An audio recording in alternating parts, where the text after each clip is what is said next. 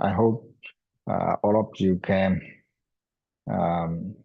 listen clearly from my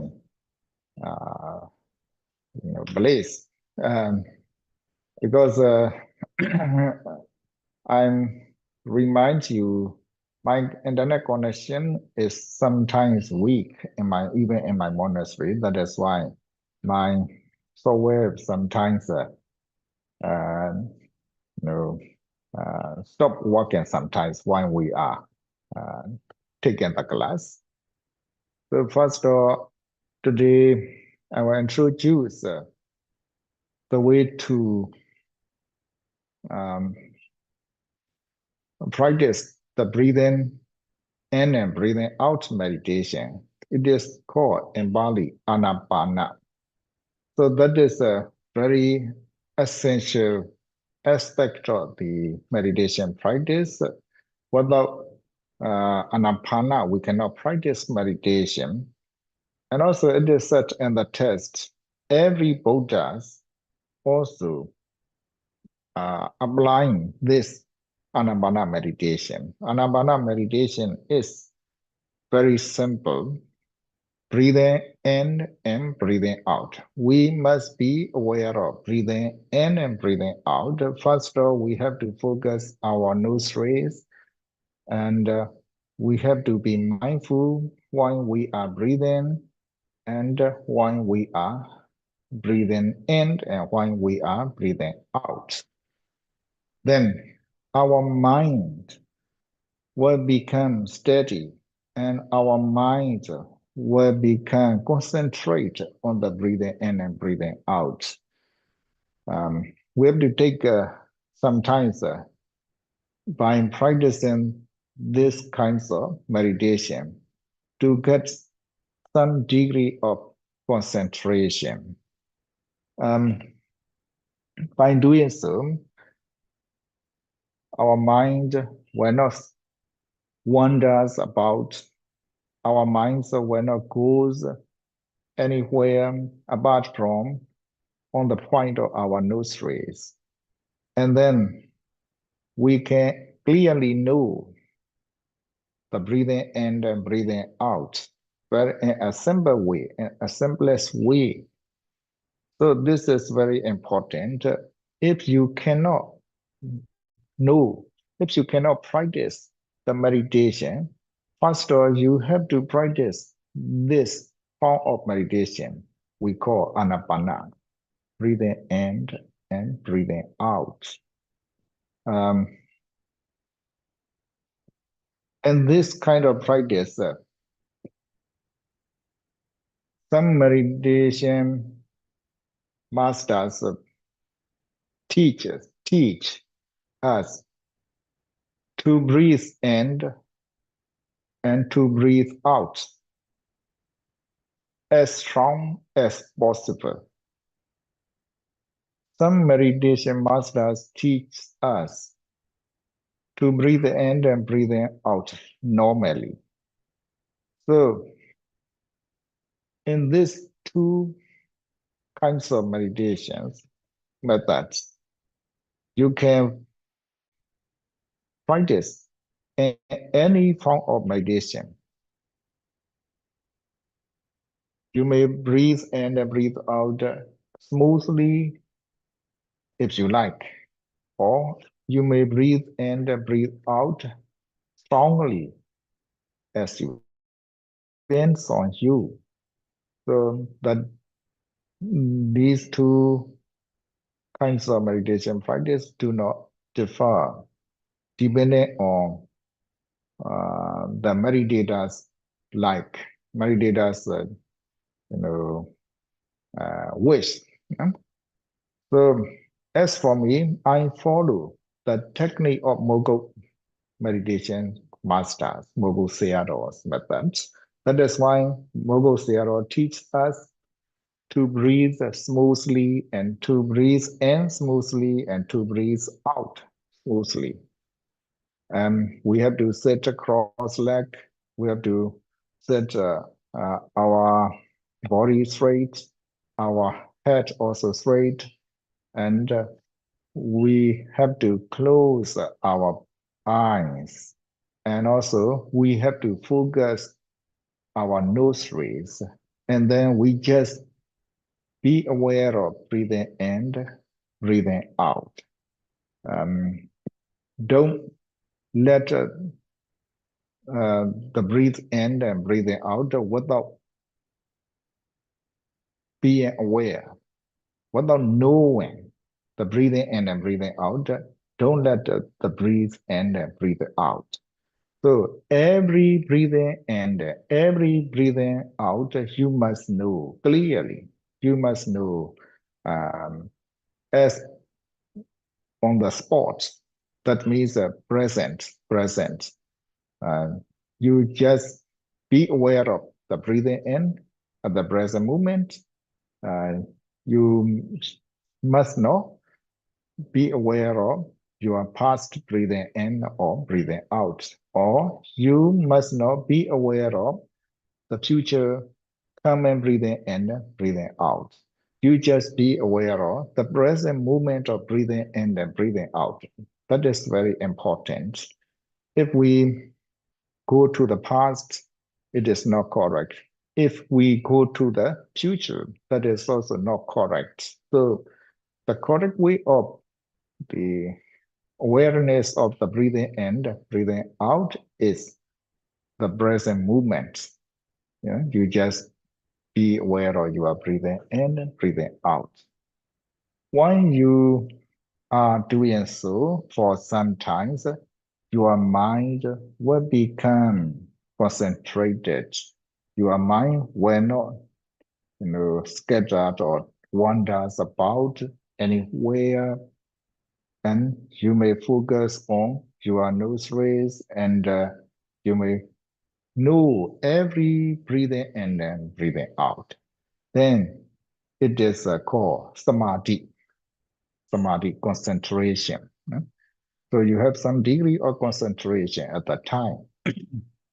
Then the next steps, you have to know the element of air when you are aware of the breeze.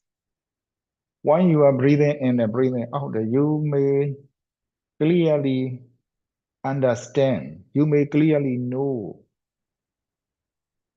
the pushing in and pushing out of the air.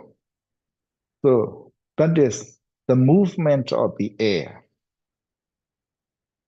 The movement of the air, you will come to see pushing in and pushing out when you are breathing in and breathing out.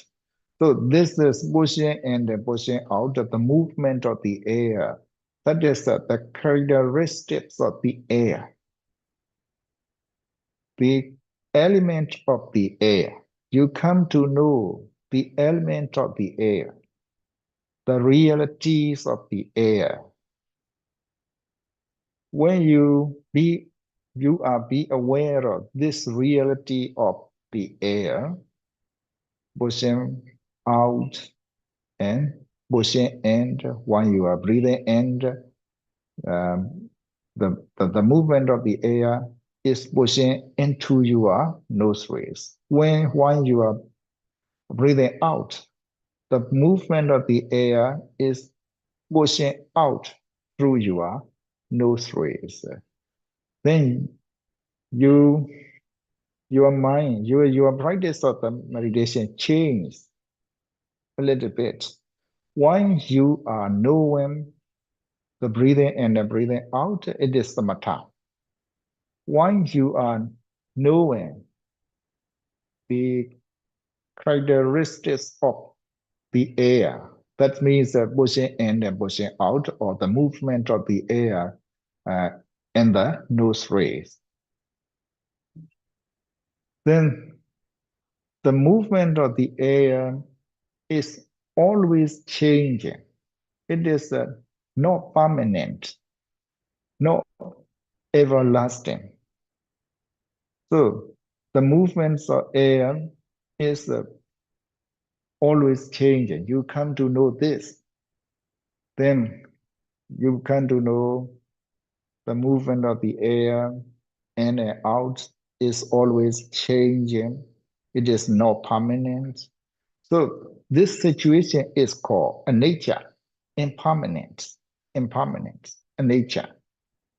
The air, the characteristic of the air is always changing, not permanent. When since your air element is breathing in, the movement of the air is, disappears. In the same way, when the air, the movement of when the air is breathing out, then the movement of the air is also disappearing. So you come to know the disappearance of the movements of air. So the meditation technique here changes a bit. You come to know the breathing in the air element is not permanent.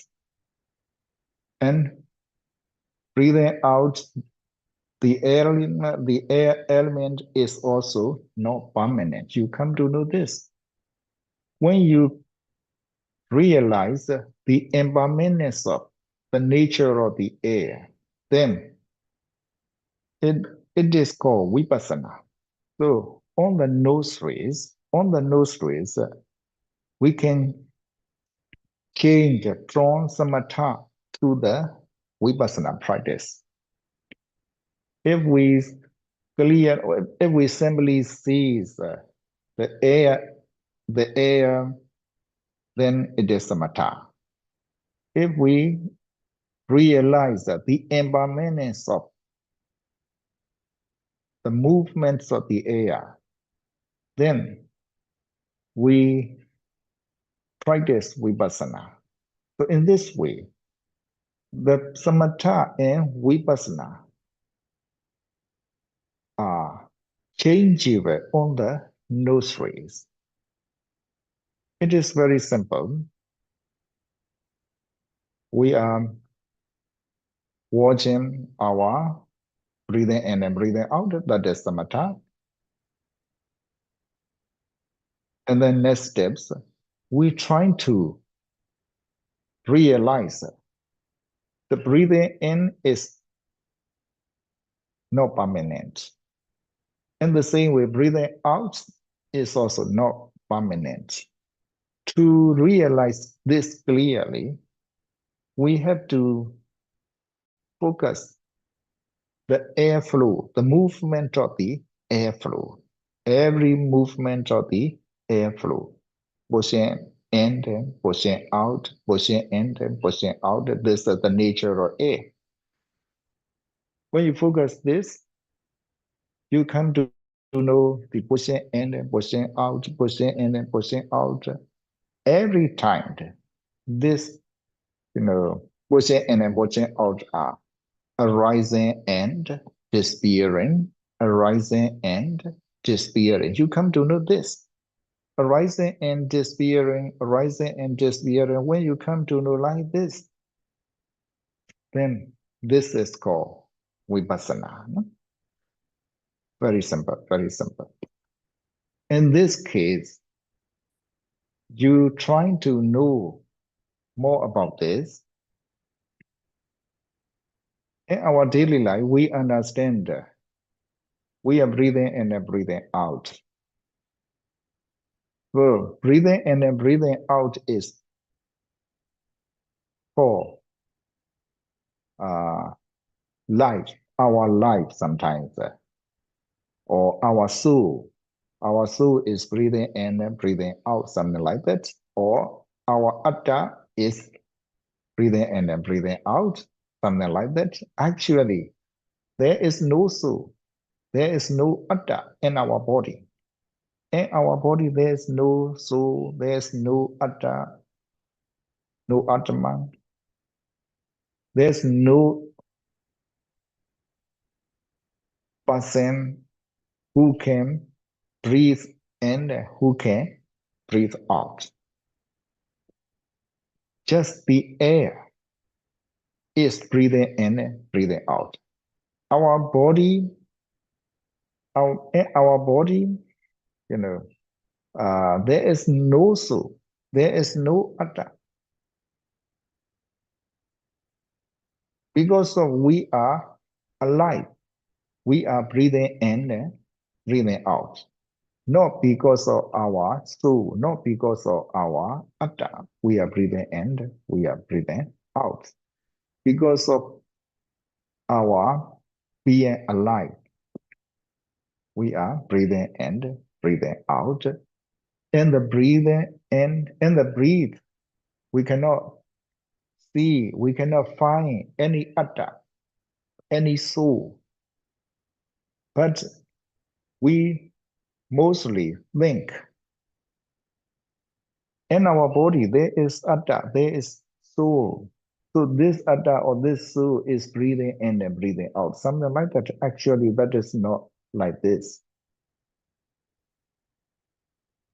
Only the air is coming in and coming out. That is very simple. When you come to know this, you come to understand as they really are. So this is called samadhi, samadhi, right understanding. We understand correctly. We understand rightly. We understand as they really are. Our body is breathing in and breathing out. There is no soul in our body. There is no atta in our body. So first, we have to practice this. If you want to practice Vipassana meditation on the nostrils, you can practice Vipassana. But you need to try to understand the arising and disappearance of breathing in, breathing out. Okay, that is the basic of the meditation practice. And then we need to know our bodies. We call man or woman, boy or girl, and so on. Even though we call like this, it is called just the name, vinyati, just the name. In reality, from the Vedana perspectives, there is no person, there's no man, there's no woman, there's no lady, there's no boy, there's no girl, there's no boy, and so on. In reality, there is only nama and there are only nama and rupa, mind and matters. Mind and matters. Mind is nama and matter is rupa. So our body is composed of mind and matter. So we come to know this also. Because we mostly think of ourselves, we are monk, we are a nun, we are boy, we are girls, or something like that. But we must not neglect those names also. We should, use such kind of names in our daily life. But in our Vipassana practice, in the field of the Vipassana practice, we must neglect those names or those pinyatis. We have to focus our body as the compound of mind and matters.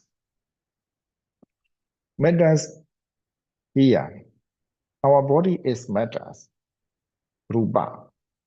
So on these rupas, there are four mental aggregates. We call nama, no? Nama. Mental aggregates. Rupa is, the aggregates of matter, the aggregates of corporeality. It is called Rupakkhanda. Based on this Rupakkhanda, we have four mental aggregates. These four mental aggregates are, the aggregates of feeling or sensation, the aggregates of perception, the aggregates of formation, and the aggregates of consciousness. So there are four mental aggregates. So these four mental aggregates are called, mind, the aggregates of mind. The aggregates of the corporeality is called matter. The aggregates of matter or corporeality.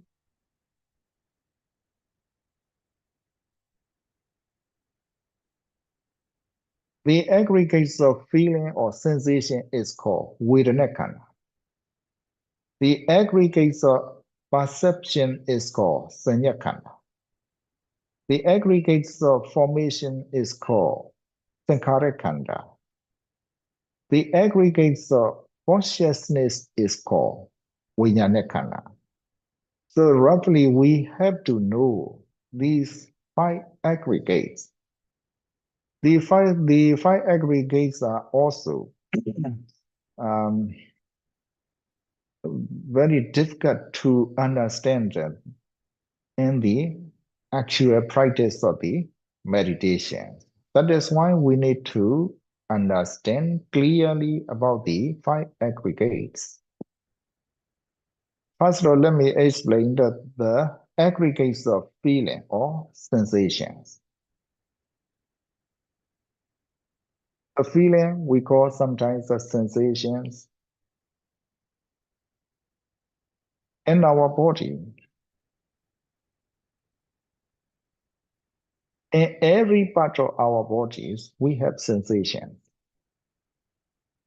Sensation or feelings.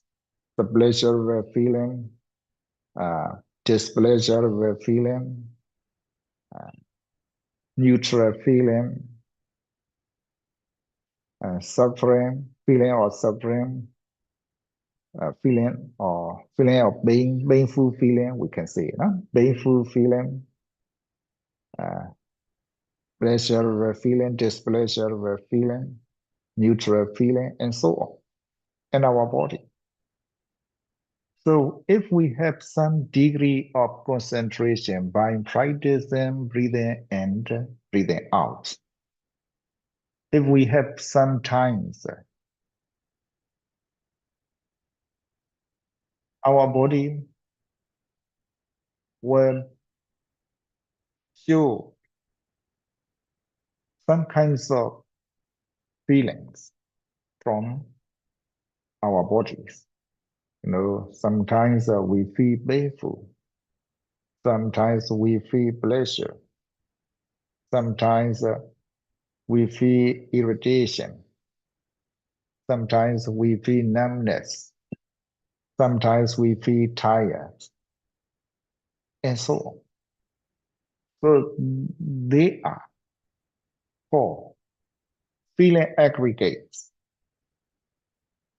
So there is no one who feel like this. There is no person who feel like this.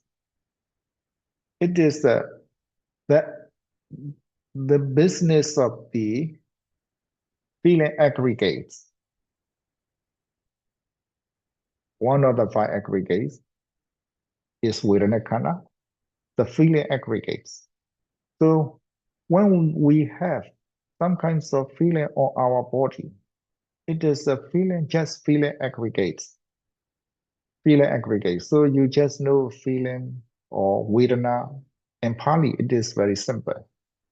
Every kinds of feelings are covered by the word Vedana.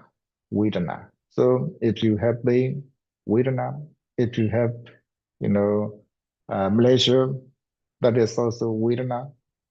If you are tired, that is also Vedana. If you have numbness, it is also Vedana. In this way, in every part of your body, whenever any kinds of feeling appears or arises on the body, you just be aware of it and you just know that is Vedana, Vedana, Vedana, or feeling, we can say, and whatever. So in Pali, it is more suitable. No? When you have some kinds of feeling, if you feel cool, it is also Vedana. If you feel hot, it is also Vedana. If you feel warm, it is also Vedana. If you feel tired, it is also Vedana. If you feel irritation, it is also Vedana. In this way, you just know only one word, Vedana, Vedana, Vedana.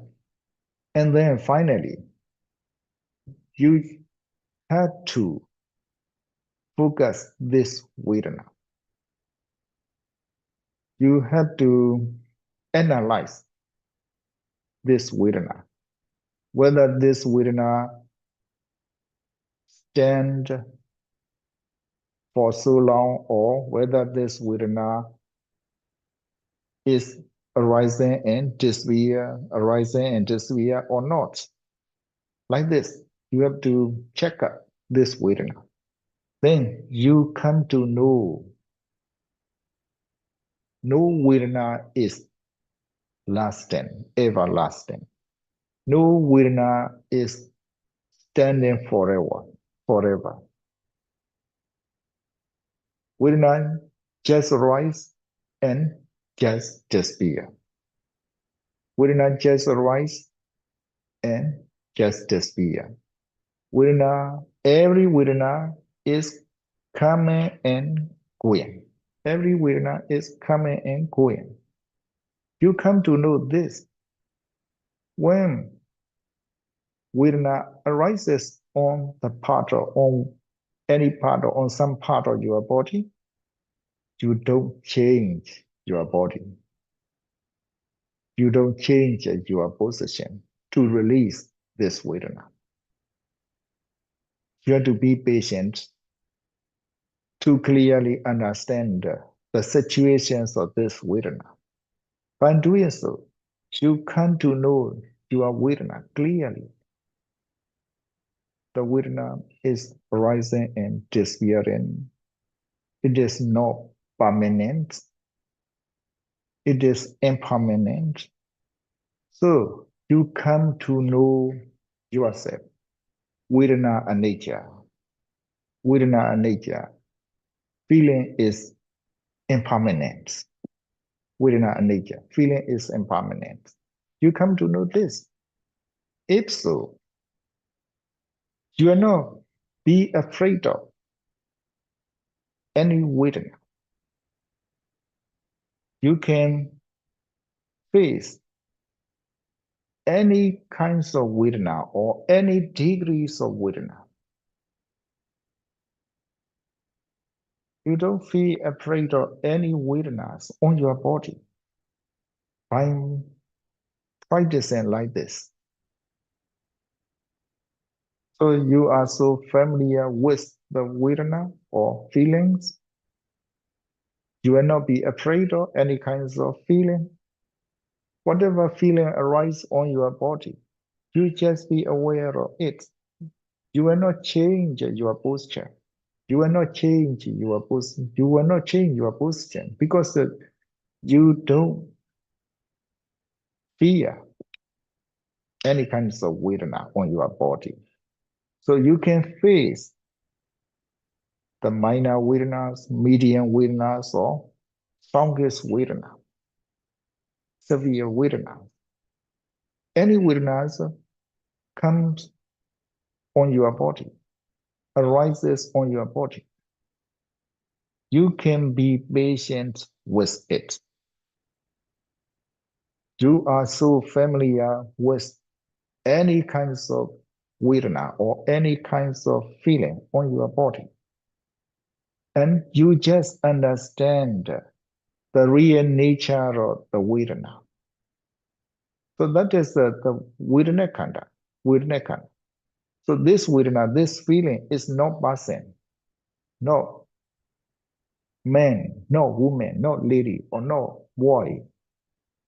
This Vedana is just Vedana. Very simple, very simple. So in this aggregates of the feeling also, you cannot find any person,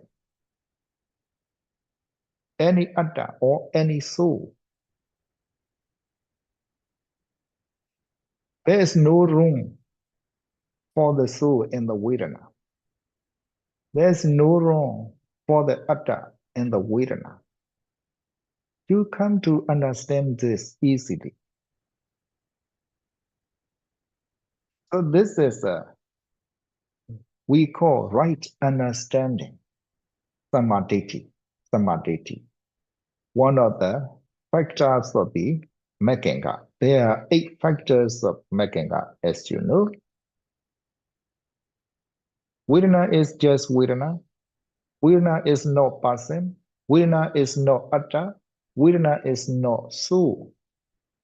Vedana is just the kind of the feeling on our body or in our body. Any feeling arises in our body or on our body. You just know that is the feeling or that is the Vedana. And you come to understand this Vedana, whether it is arising and disappearing or not.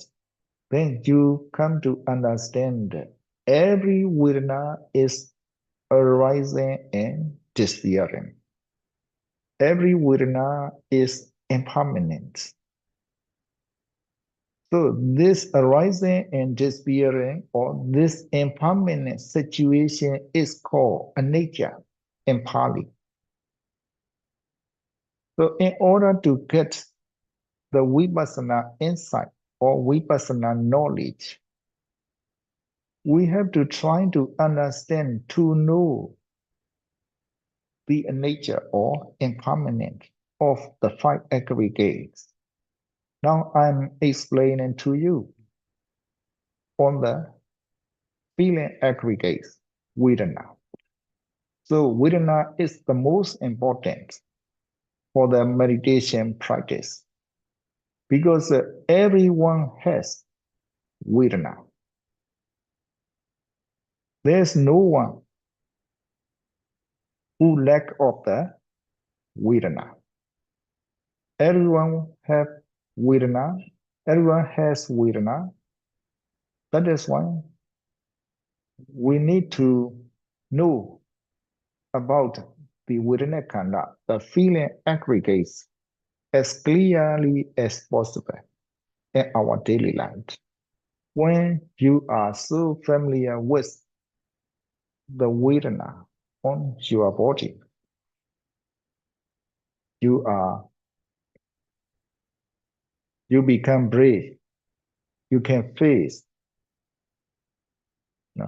every kinds of Vedana. Whatever Vedana arises on your body, you will not be afraid of it. You can face it. You can challenge it. It is very easy for you when you have this practice. So we need to practice the Vedanānupassanā meditations.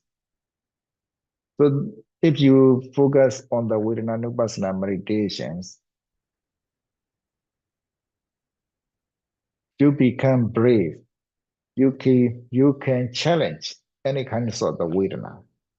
Because every time we have Vedana. Now I'm sitting and teaching the meditation online. Why I am doing so? I have also Vedana. Some more Vedanas or minor Vedanas or heavy Vedanas or something like that. I have also Vedanas. And just know it is Nothing, just arising and disappearing. I'm not afraid of any kinds of Vedana. Whatever Vedana arises on my body, I'm not afraid of any kinds of Vedana. That is why I also want you to practice this Vedana meditation, because uh, every day, every time that we have Vedana, sometimes we become ill. At the time, the severe Vedana or the severe feelings will come to you.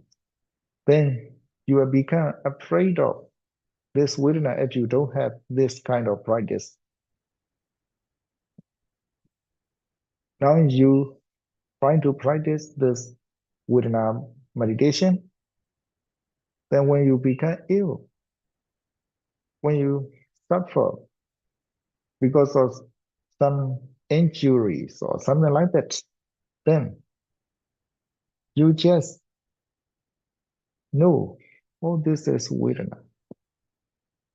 So you may heal your wounds or your injuries. You have to see the doctor. It is okay. You have to do this. But you are not afraid of the feeling of Vedana. No? If you have some, you know, is, uh, accidents or something like that, injuries or something like that, then you will have some strong Vedanas. At the time also, you just know that is a no mind. I cannot control this. This is the nature of feeling. And it will comes and go. So in this way, you come to understand. At the time of death also, before before death times, we will have, it is sure, we will have different kinds of feeling. So at the time also, you just be aware of the Vedana, the feeling. We don't need to afraid of death. We will not be afraid of death when you have this practice. So you have to practice this Vedana meditation on your daily life. When you are doing some job or some work, when you are working or when you are studying or when you are doing some job, you just be aware of this Vedana. Oh, this is Vedana. This Vedana is not everlasting. This Vedana is just the nature of the impermanent. So it is coming and going, arising and disappearing. It is not necessary for us to be afraid of it in this way. If we have this practice, our life is, very easy, very smooth, because the Vedana is not our own property. It is just the nature.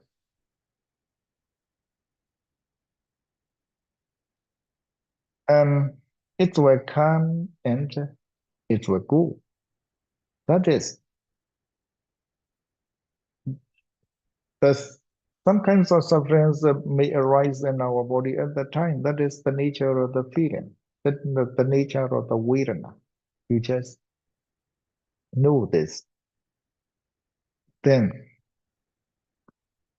sometimes later, this Vedana will disappear, will go out from our body. So, so it is very, very easy to practice, but you need to be patient to understand more about the Vedana or feeling. When you have this practice, it is very light. Your life is very light. No? Wherever you go, whatever you do, you don't need to be afraid of anything. You don't need to be afraid of heart, or you don't need to be afraid of any pain. You may too, usually, because Vedana is just the nature, just coming and just going out, just arising and just disappearing. It is. The Vedana is not our mind. We cannot control this Vedana, just the nature. If some reason, we have some reasons, some Vedana will arise. If we don't have some reason, some Vedana will disappear. The Vedana is arising and disappearing because of the cause. If there is the cause, there is the result. There is the cause to arise the Vedana. That is why the Vedana arises. If there is no cause to arise the Vedana, then the Vedana will disappear. Just that, the cause and effect process, we come to understand like this. Then you may be brave. You may face any kinds of feeling in our life, in your life. You may challenge any degrees of the feeling in your life. If you have properly practiced this Vedana meditation. So this Vedana is one of the 5 aggregates. There are 5 aggregates I just explained to you today. The aggregates of the Vedana. Based on these aggregates of the Vedana, we may practice Vedanānupassanā meditations. To practice this meditation, we have different kinds of Vedana, painful feeling or pleasure feeling, displeasure feeling, happy feeling, or neutral feeling, whatever feelings. You just know the feeling or Vedana. In English, feeling, in Pali, Vedana. You just know one word. Oh, Vedana, Vedana, Vedana, or feeling, something like that. Vedana covers all kinds of feelings. Then any feeling, good feeling or bad feeling, pleasure feeling or displeasure feeling, or neutral feelings, any feelings is impermanent. You come to know this. When you understand clearly like this, you understand the nature on the Vedana khandhas. In this way, you have to practice Vedanānupassanā meditation by sitting or by lying down or by walking or by doing some jobs, anytime, any posture, you may be aware of the Vedanas. Whenever one Vedana appears on your body, then you just be aware of it. This is Vedana, this is Vedana. The Vedana is not permanent. When you clearly understand this, you see the nature, the impermanent, the characteristics of the impermanent. When you see the nature, you have vipassana insight or vipassana knowledge. So this vipassana insight or this vipassana knowledge will help you a lot to face any kinds of Vedana in your daily life. And finally, when at the time of suffering, also you may not be afraid of any kinds of painful feelings. You may face any kinds of painful feelings. Even at the time of the death, you will not afraid of, you will not be afraid of any kinds of feeling. So you become brave, so much.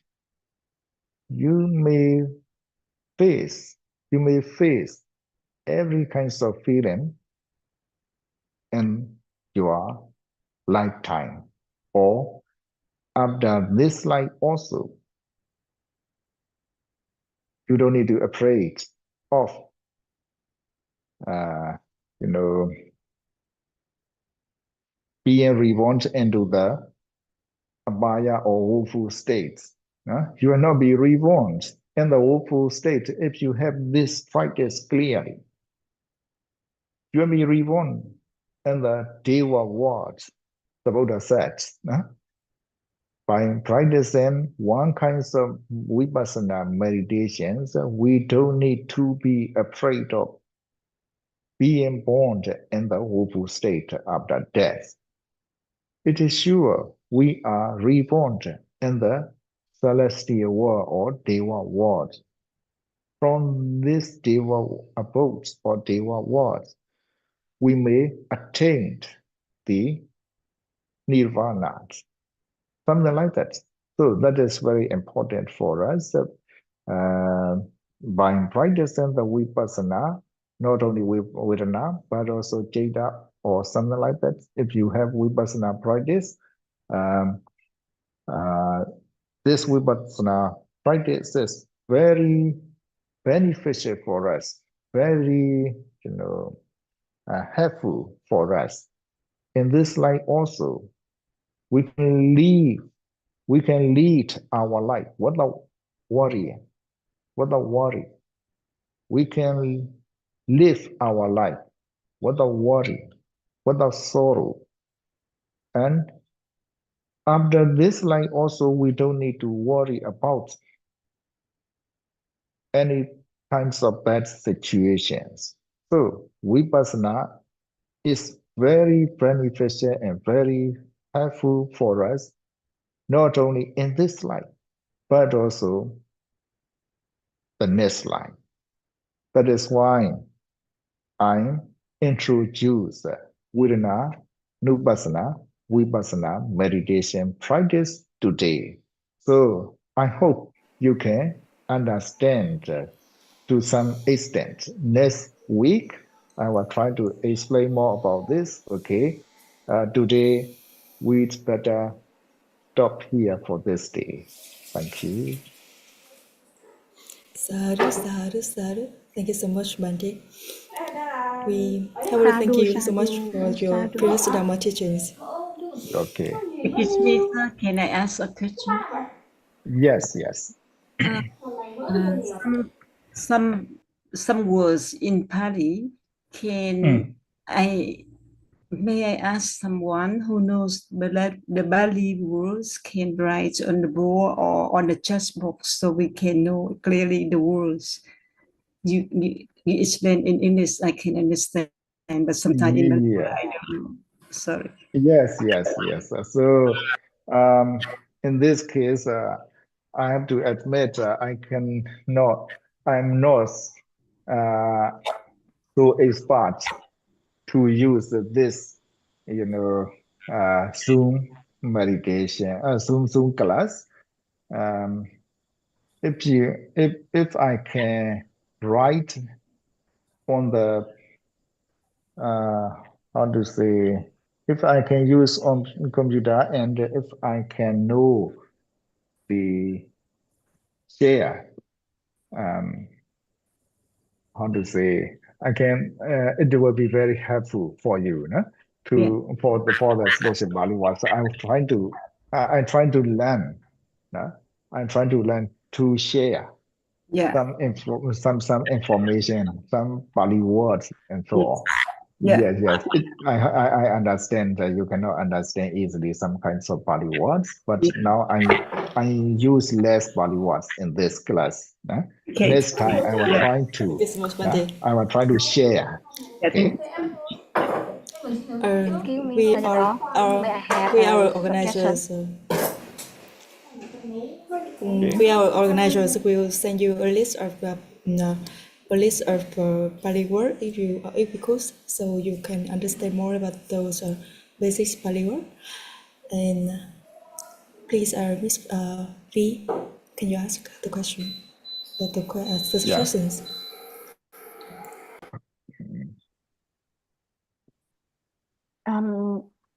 Excuse me, Sir Yadaw. I thought that when you read a Pali word, for example, Ānāpānassati, and you speak the English word directly, and we don't need to write a more or do anything complicated. It is okay, Sir Yadaw. Yes, I will try it later. No? Okay, I will write about those Pali words on the board, or I will type on the computer and I will share something like that. No? I will try it this way.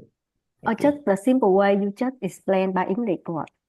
I think you don't need to spend a lot of technology or spend the time too much. Yes. Okay. Yes. I will less. If so, I will less use some Pali words. Yeah. It should be great. Is that okay? Yeah. In this world, okay. Yeah. Okay. Yes, it's like the habit of some zero, so we hope that we can understand. Maybe we can study more about Pali words. Yes. We have a question. Yeah. Okay. Yes, we have a question in the chat box, dear Sayadaw. Yes. In the chat box, we have a question that from the Zulfuking. Is the sorrow, worry beneficial to our life? And is it essential to not sorrow, worry?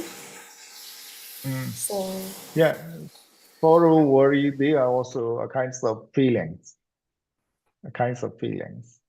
So we need to cut all of those sorrows or worry in our life. We don't need to be sorrow, or we don't need to worry about anything.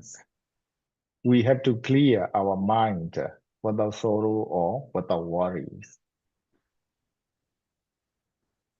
So if you feel sorrow, if you are worrying about some things, you cut this as soon as you notice it. This is not good. This is not, good results for ourselves. When you are feeling sorrow, your mind is become depressed. This, not good, mental states, bad mental state. That is why we need to eradicate all of those sorrow or the anxieties or depressions. We don't need to have such kind of bad situations, mental states. If you feel sorrow, you just be aware of it. That is also impermanent. If you feel anxiety, so this anxiety is also impermanent. You just be aware of it. You don't think of it further. You stop there, thinking of it, thinking of sorrowful things or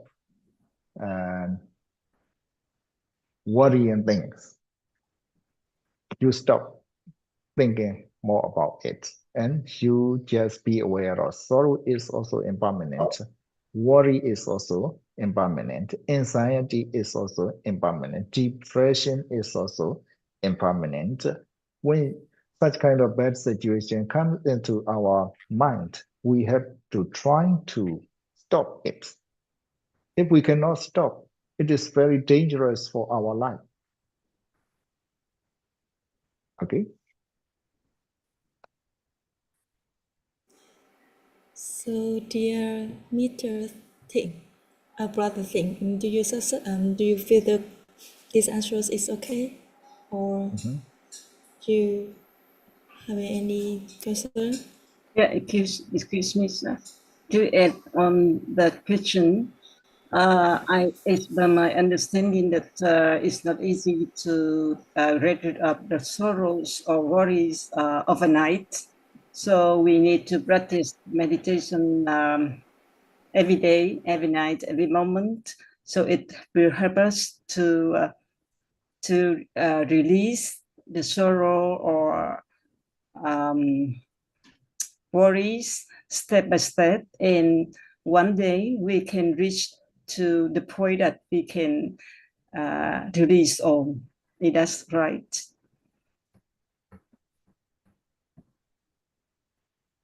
Well, by practicing vipassana to release sorrow or worry, you ask me to reach Nibbana or something like that. Yeah, I just would like you to confirm that my understanding I'm not is so correct. clear. Yeah, it's You ask correct or questions? not. Yeah, I just want you to confirm my understanding is correct, because I think that it's not easy to release sorrows and worries just one night, overnight. We can do that, but we need to practice meditation very often, daily, night, and every time. Oh, yes, yes, I see your point. Okay, Yeah. okay. It is not so easy things, no? Yeah. We need to practice it frequently. Yeah. But you just be aware of yourself whenever you feel sorrow, whenever you feel worry or something like that, then you must be aware of it. Oh, I'm feeling sorrow, I'm feeling worry, uh, something like that, and that is not good. So the sorrow or the worry is not good things. That is why I'm just stop here without worrying or without uh, sorrow, without being sorrow or something like that. You just stop there and you just know sorrow or worry is also a nature or impermanent, something like that. When you practice like that from time to time, then your mind, your mind will become strong, and your mind will become, energy. Yeah. So your sorrow gradually decrease day by day. Yeah. So you will, eradicate the sorrow easily next time. Yeah. So Thank you you need to so much. practice Yeah. this. Thank you very much. Yeah. So, Sister Baochen, can you ask your question now? Hi, Theodore. Yeah, I have a question for you. I want to ask you about experience about the meditations. Yeah. When I have experience in the meditation course, and I always cannot sleep at night. And Oh. yeah, when I start a 4 day or 5 day in breathing in, breathe out in meditation, and at night I cannot fall asleep and I awake. Yeah, until 2 or 3 a.m.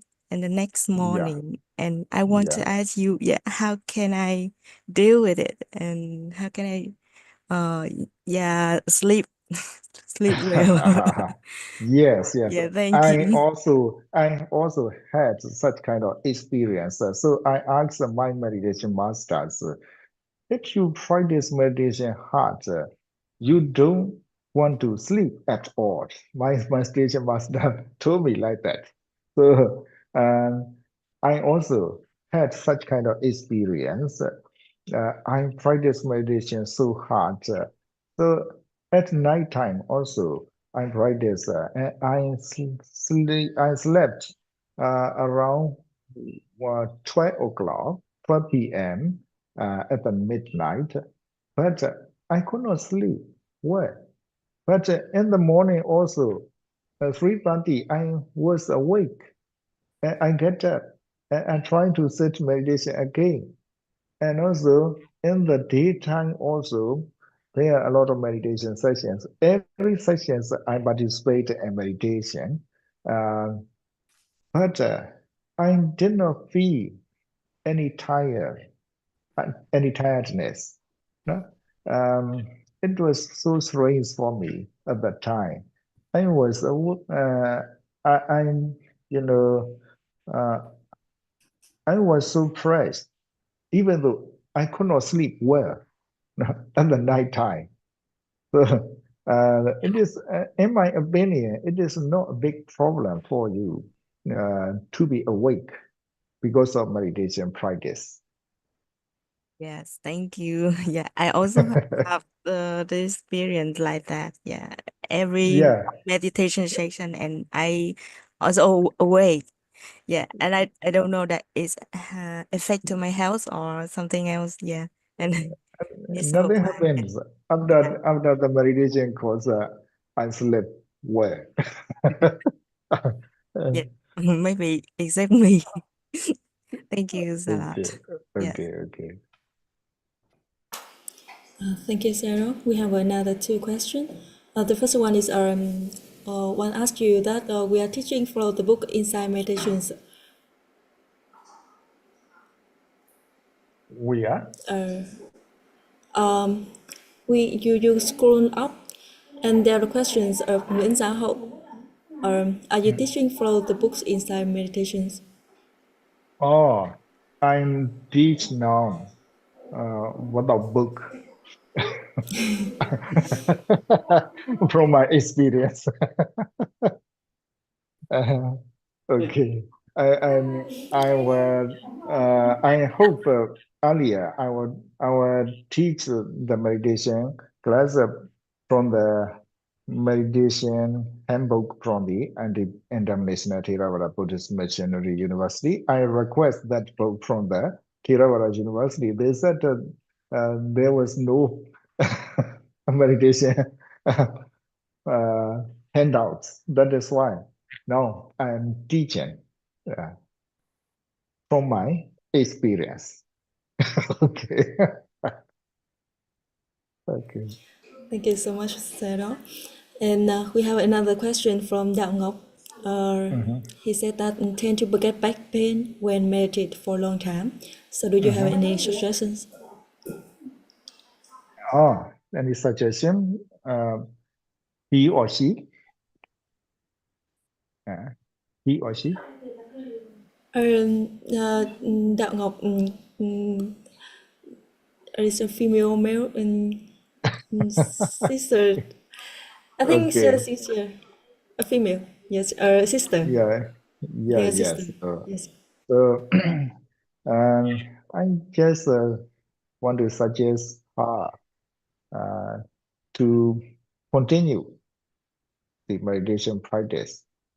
But in my opinion, you have to study the meditation books, and also you have to sit meditation, and you have to listen some meditation Dhamma talks, and also you have to practice meditation, because listening the Dhamma talk is also very important to lead us to the right way of the meditation practice. That is why you need to listen to the meditation lecture or meditation Dhamma talks sometimes, and you practice meditation on the other hand. If so, it will be better for you.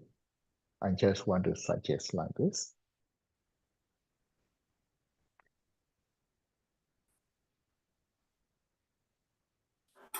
Sister Đạo Ngọc, do you want to ask anything more? Excuse me, Sir, may I have a question? In my case, it is the opposite side with another student. When I practice the meditation, I sleep like a lot and don't know anything. But the other day, before I practice the meditation, I could not sleep, and I usually feel stressful a lot. But when I practice meditation, I sleep very well. It's okay, so like that, or I need to change my behavior or something. Thank you, Okay, Sayadaw. okay. That happens like this, at the beginning. At the by practicing meditation, we can control ourselves. We can control our mind easily, but we need to practice meditation correctly. We have to focus our nostrils and breathing in and breathing out, and we have to be careful of our feelings, or we have to be careful of aware of the consciousness, something like that, and then we can command our minds easily. Let me sleep for about 4 hours or 5 hours a day, and then from 12 o'clock to 5 o'clock in the morning, I will sleep. In this way, we may command ourselves. And in the early morning, before the 5 o'clock, you will find yourself, you are awake. You are awake at the 5 o'clock or before 5 o'clock, something like that. That you don't need to alarm. You don't need to give the alarm on the phone or something like that. We may command ourselves. I will sleep 1 hour, or I will sleep 4 hours, or I will sleep 5 hours, something like that. So we may command ourselves, because we can control our mind easily. That is why when you practice meditation and your meditation practice is mature, then you will understand yourself. You can control your mind easily. Now, at the beginning, you will face such kind of difficulties. Okay? Yeah, thank you, Sayadaw. Okay.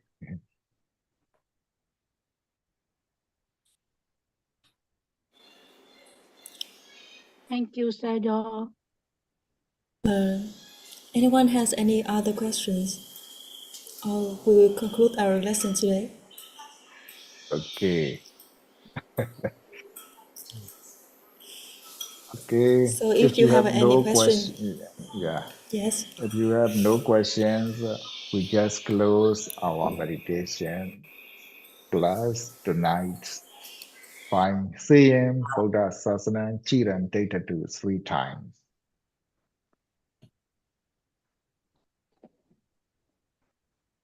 By saying Idam Punya. Yes, you have familiar words. This word. Idam Punya, Asawa Kayang, Waha Hotu. Idam Punya, Mempunyang Vedanānupassanā, Ānāpānassati, Bacayo, Pachayo Hotu, Otu Otu, Imam, Ima Punya Bagang, Punya Punyang Punya Bagang Bagang, Sabba Sadana, Satma Satnatana Satana, Ajima, Majima, Sadhu, Sadhu, Sadhu. Sadhu, Sukhi Hota Toka Mojada, be happy and healthy forever. Thank you, Sadhu, Sayadaw. Sadhu, Thank you, Thank you, Sayadaw. Sayadaw. Thank you so much. Okay, see you next week. Good night. See See you. you next week. I You will. bless you with good health and long life. Sadhu, sadhu. Okay, See you thank next week. you. Yeah, see you next week. I will leave now. Okay. We will end the Zoom now. Bye.